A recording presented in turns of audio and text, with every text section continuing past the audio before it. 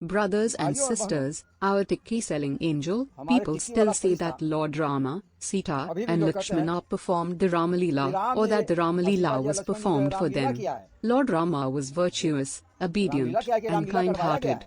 Lakshmana was a bit hot-tempered. He would sometimes get into fights with, what do you call him, Parashurama, and sometimes he would even raise his bow and arrow against Bharata.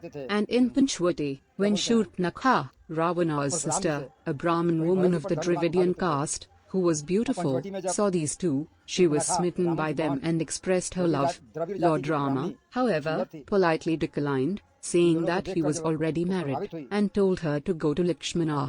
It is said that Lakshman did not get married, but he was married. Lakshman was married. Who was Urmila? She was Lakshman's wife.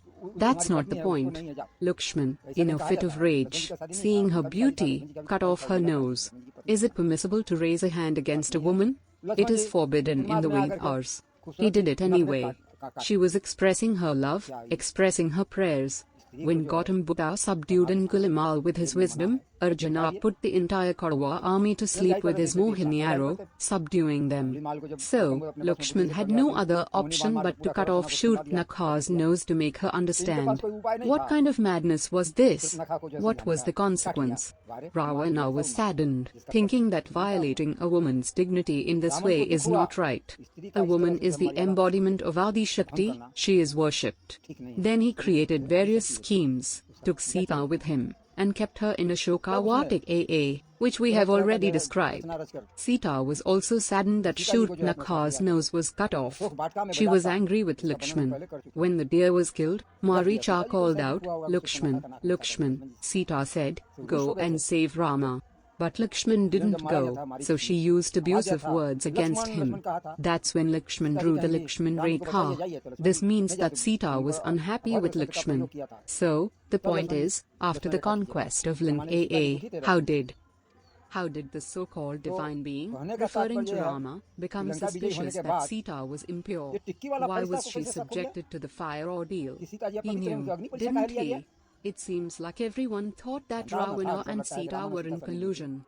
Maybe something happened, so he ordered the fire ordeal. When she emerged completely pure from the fire ordeal, she returned to Ayodhya, and life was going on peacefully. Then, based on the words of a washerman, whose wife had run away and then returned, Rama said, no, I'm not like that. I won't keep her. A case came before Rama. Rama was a king, wasn't he? He was just, wasn't he?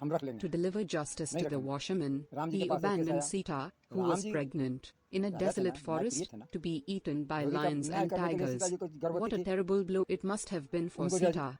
How heartbroken she must have been, crying inwardly, feeling so much pain and hatred towards Rama, seeing him as a butcher. If she hadn't been pregnant, Sita would have ended her life right there.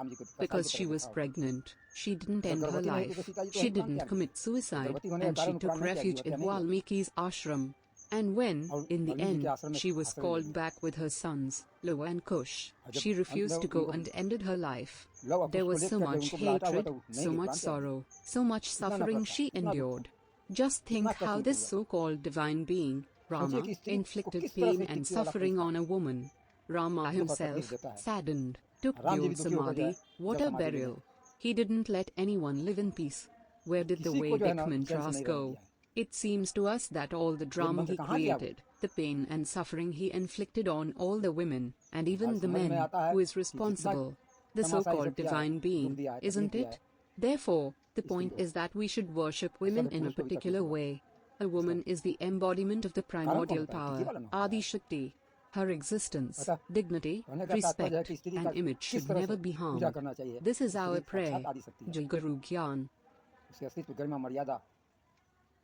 और छवि को कभी भी ठेस नहीं पहुंचना चाहिए, यही हमारा प्रार्थना है। जय गुरु ज्ञान की।